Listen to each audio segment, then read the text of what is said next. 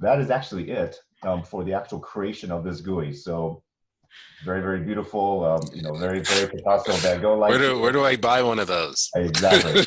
I will be selling these shortly on the internet. Hey guys, welcome to Embedded Toolbox, the video interview series where we try to save the world by solving one engineering challenge at a time. Today, we brought on Brad Rex, who is the Senior Manager in the MCU business at Renesas Electronics. How you doing, Brad? Too good. Something that is probably overwhelming to a lot of engineers today is the fact that not only do they need to create an IoT device, but increasingly there's this desire throughout the industry to have these, touch sensitive GUIs, or just the ability to interact. And this spans from industrial to commercial type applications, even consumer products. Everybody wants something that they can visually interact with, and perhaps even has a PCAP interface. But that has got to be something that might make your head explode when that project gets flopped on your desk. You've got to do all of these things, and you've got to do them really, really quickly. Usually, I mean, I don't know many engineers who have a long, Yeah. a long time to market cycle. So Yeah, no, that's exactly. I think the problem we have with a lot of engineering today is that the timetables are exactly the same, but engineers are now faced with not only developing their firmware, they need to basically make a GUI, they need to learn cloud technologies that they may not necessarily know. They may not have any expertise in any of these areas other than the firmware, and they're now tasked with all these different things. And as you said, management and marketing says, no, I need it by this date. So the timetables don't change, and it's becoming increasingly challenging. So really, the industry needs to help kind of step up and provide tools and easy to use interfaces and methodologies to kind of accelerate engineers' abilities to kind of get stuff done quicker and faster. So over at Renesas, I know over the past few months that you've been rolling out this new platform, the RA series. And the RA series is pretty conducive to these types of applications, because not only is it, a low power microcontroller, but it also, certain SKUs within the portfolio have the power to integrate all of these different capabilities. And then, of course, Renesas and its partners are working together to provide some of those tools to sort of fast track that development. And that's what we're going to be looking at today, right? Yeah, exactly. So as you mentioned, MCUs kind of span from very, very low end devices all the way to high end ones that are more sophisticated. The one that we'll use today is kind of on our kind of the more sophisticated side. So it does have graphics capability, has a full toolbox of security features built on board with our secure crypto engine. All the peripherals will need to talk to sensors, all built into this device, enough code flash and memory on board to kind of get you going for those type of applications. Great. Can we jump right in? This is our dev kit itself. The MCU that we're using, the RA6M3. We also have a J-Link on board as well, so you can do all the debugging straight from this board. You don't need any external debugger screen. Host of peripherals, all the pins come out. Arduino headers, PMOD, microbus, Grove connectors as well, so you can hook up to most sensors that are out there in the market. Pretty easily, pretty cost effective, small form factor. You can really use this to kind of start and jumpstart your actual code development. Very good. So if we go here, we're going to create a project name. So today, I believe I should mention, we're going to make a very simple weather panel. Effectively, what we're going to show is the temperature at a particular zip code that we'll have. We can pick any one. We'll talk to the web to get that.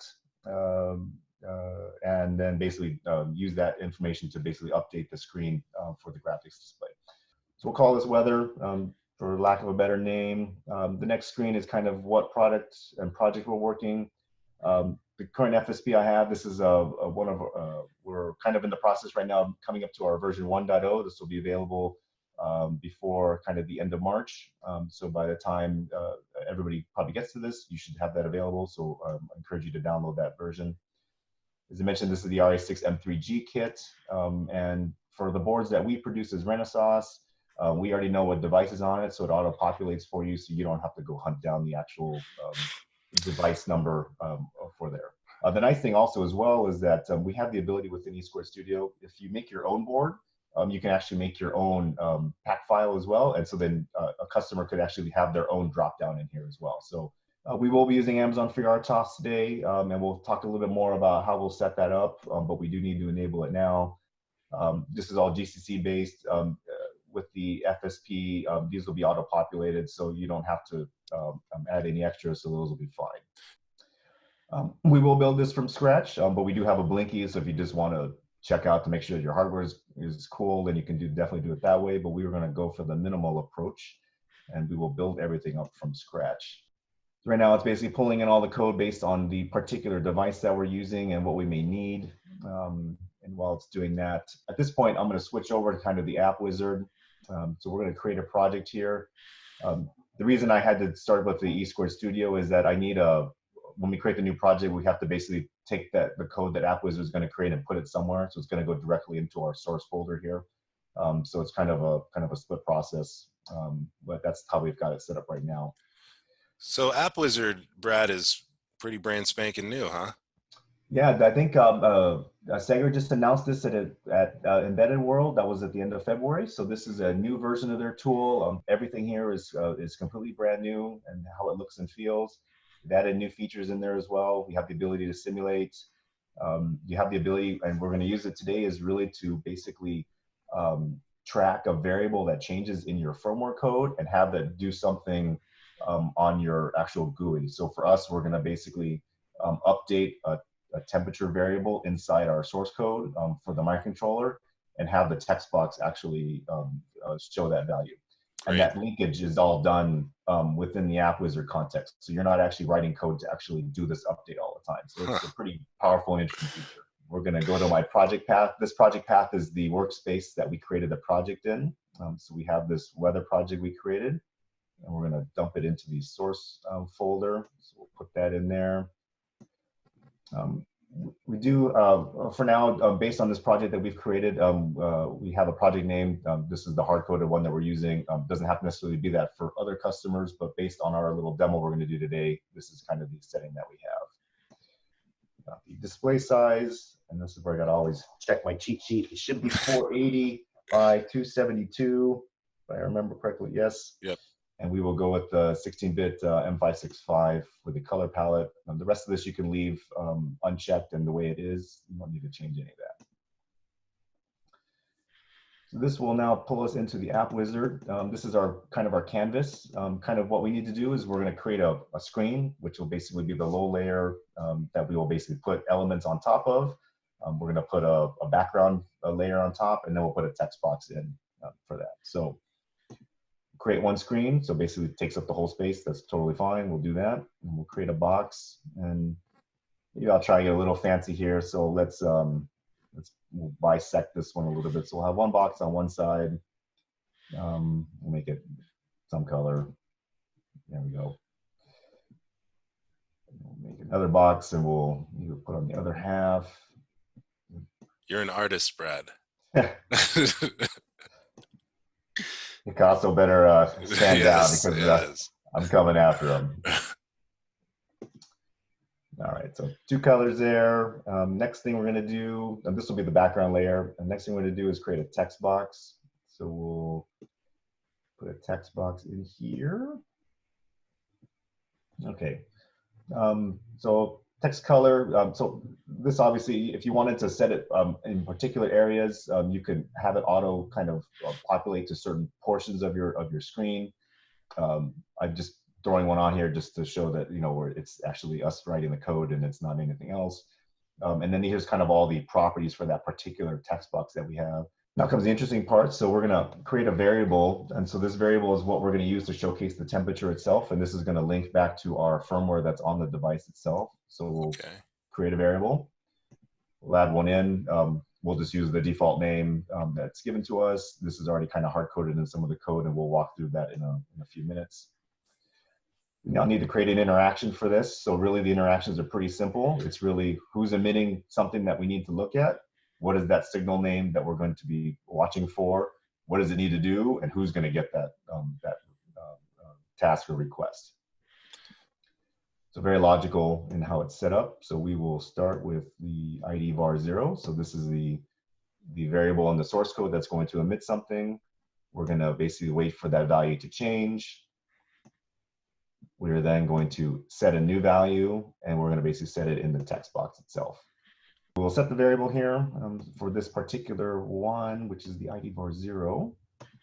And there we go. So that is actually it for the actual creation of this GUI. So very, very beautiful, you know, very, very Picasso Van Gogh like. Where do I buy one of those? Exactly. I will be selling these shortly on the internet. One thing we will now do, we need to export the code and save it. So we will export it. As I mentioned before in E Squared Studio here, it's already populating into the source folder. So here it is here. Now, one thing we need to do, as I mentioned, there is that simulation feature. Obviously, we don't need the simulation files for our particular product. So they do get dumped in here. So we need to basically just exclude these from the build. So we will go down to resource configurations and exclude these.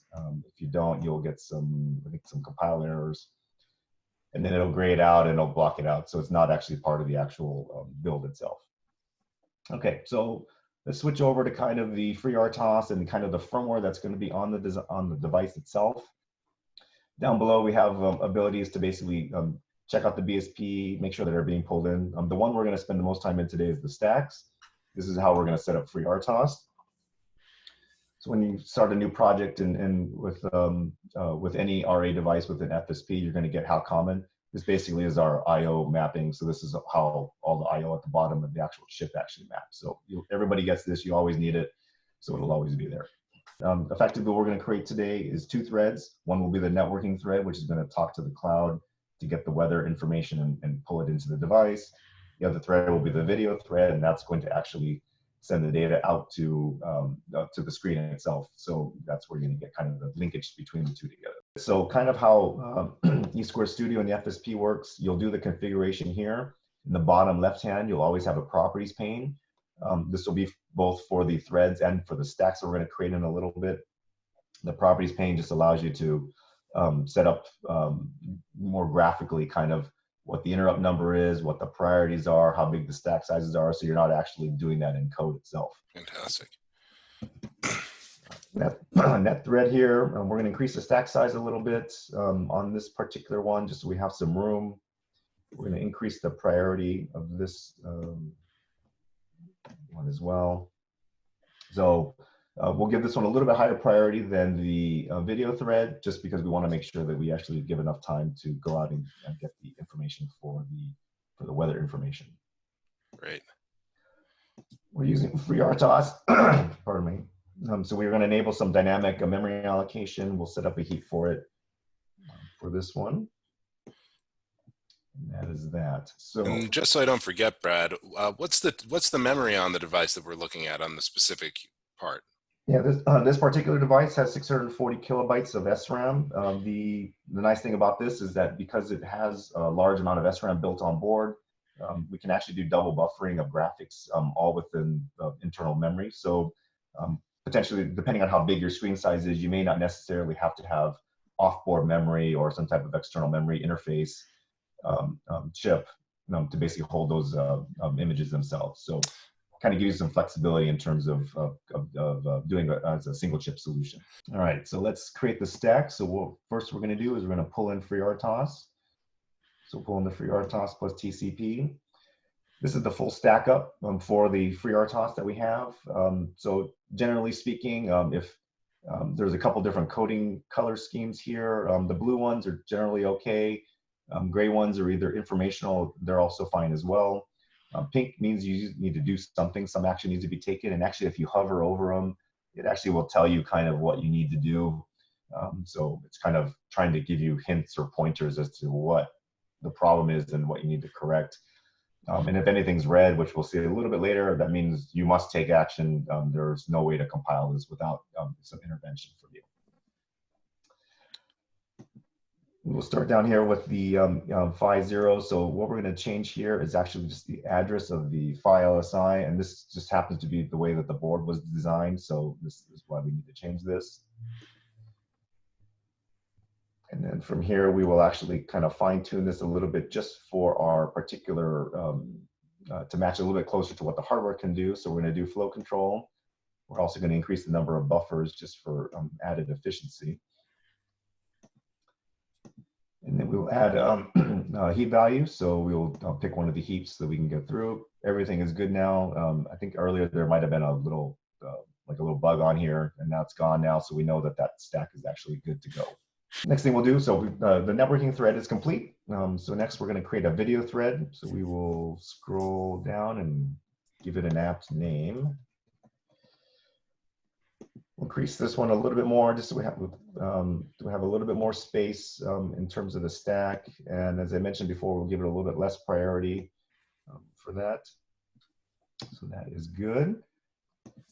We'll now pull in kind of MWin and the SEGGER libraries. So we will pull this through. And as you can see, as I was mentioning before, there are things that must be fixed here. Otherwise, we cannot actually follow through with any of the compilation path here. For the particular display, we're going to set up an interrupt for the display. So one thing that we do is that we basically have, basically the ping pong buffer in the background. We need to know when to kind of do the updates. So we need to set a line detect interrupt priority to know when to make the switch. So we will set up an interrupt for that. And then, as I mentioned before, the JPEG and the codecs, we're not actually using this. So we're going to, we have to give it a priority in terms of the interrupts, but we're actually not going to use these. So this is mostly just to keep the IDE and the setup configuration happy for what they're going to be doing. Right. So everything's good to go. And here's the nice thing. We're just going to click the generate project content. And this is where all the magic happens in the background. It's going to read all of your projects, all the properties, all the configurations, all the stacks, and create all the code for you. So you'll notice up to this point, there's not a single C file that I've opened. I've not touched any code. I've not written a single line. It's all been done for me for this. In the interest of time, I do have a couple files that we do need to overwrite, and I will walk through all the code in this. It's very, very simple. It's, I think, less than probably 75 to 100 lines of code. But we will import these. So I will drag them into our source folder. We will copy them in and do an overwrite. And I will open these and go through them very quickly. In the HAL entry, this is kind of where we start. We set up a random seed number. This is going to be used for randomizing the port number when we talk out. So nothing very fancy there. The video thread, this is basically used to get AppWizard up and running. So we're going to initialize it and get it going. Again, super simple, nothing out of the ordinary. And then for our particular application here, we have our networking thread. I'll get to this section in a little bit. As I mentioned before, we're using Open Weather Map. I'll talk a little bit about kind of what these values are in a second. But really the code down here, if we kind of scroll down, we're going to initialize kind of the IP stack for FreeRTOS. We're going to get an IP address. Once we get the address, we're going to make the connection. So we're going to basically make the request out and send the packet over TCP. We're going to wait for it, get the reception of that packet. So we've received it. And then, as I was mentioning before, so this is kind of the real magic here is that we set up this variable called ID var 0, which was set up in AppWizard. And this is where we're going to basically set that value for the temperature that we have directly into that variable. So, and then basically the AppWizard side, the MWin project, the library code that we pulled in, we'll be monitoring this and then we'll update accordingly. So all of this, if you look at it, it boils down to this one line, Right. basically setting that variable and actually doing the monitoring. So it's quite fascinating how that works. As I mentioned, we're going to be using Open Weather Map. So this is a website that basically has weather data. You do need to sign up. If you sign up, you actually can get an API token to allow you to basically grab weather data. And I think they have, there's free and paid tiers. I think I'm going to use the free version, and I've already signed up for that. So I'm going to put in my key. So we will put that in. Brandon, do you have a zip code you want me to use? So we'll put in a zip code. Sure, 85257. All right. We've hard coded the value just because it's a demo and we're kind of showing something very simple. if you were to make your own UI, you're going to obviously make a keyboard and some way to enter, the zip code and do a lot of more error handling. But for the sake of simplicity, we'll just add that. So that's it. So basically, the next steps after this, we'll do the compile. We'll flash the target board with the actual image that's created. We'll run it. All this will be done within E Squared Studio. E Squared Studio is not only so build's done, so we had no errors. We do have 50 warnings. The 50 warnings actually come from the FreeRTOS side, so we don't. Yeah, right. Really it's always the other guy's fault, right? It is. Yeah. We try not to touch other people's code, so we leave it alone. Okay, so we will click the famous bug, and we'll go into the debug mode. And it will do a program. As I mentioned before, the board itself has SEGGER JLink on board. You can easily do it all within one, so you don't actually have to have an off-board debugger. If I remember correctly, there are header pins, so if you do have an external JLink, you can actually plug that in as well. So there's, I think, the 10 and the 20 pin headers to allow you to use your own off-board. Okay, so when we get into this, we will start in the reset handler, so the code will immediately stop there. So we'll need to run past this, so we'll resume it. The next one will stop in main. For every project, it always will stop in these two places. So usually you get in the habit of always clicking the resume button twice. See what's going on. Okay, so in my very, very awesome Van Gogh looking thing. Oh, wow. So you see there, and I'm assuming maybe that's the temperature in Scottsdale that's raining. Could be, maybe. 56, yeah, that sounds about right. All right. So again, within, 10, 15 minutes here, went from basically nothing to basically reading data off the internet and getting it working to visualize that with the GUIs. Is this something that you use for prototyping, or is this something that you could technically use to get you well on your way or even into production, Brad?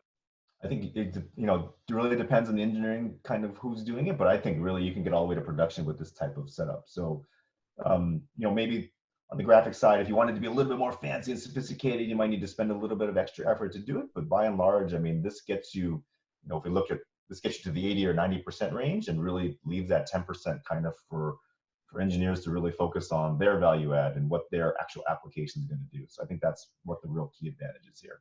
Or if they needed more on the graphic side, they could just give you a call. Yeah, really, I have a lot of skills already in that space. So Brad, if people want to find out more about RA or a flexible software package or everything that you guys are doing to accelerate IoT type platform development across a range of verticals, where can they go? Yeah, and there's a renesas.com/RA. That's our landing page for all of our RA devices. This is where you can get access to the code, information on all the devices that we have coming out. We have a bunch of new devices coming out later this year as well. So, stay tuned, really kind of keep checking back with us, and we'll have lots of new things and lots of new features in terms of devices and software coming out.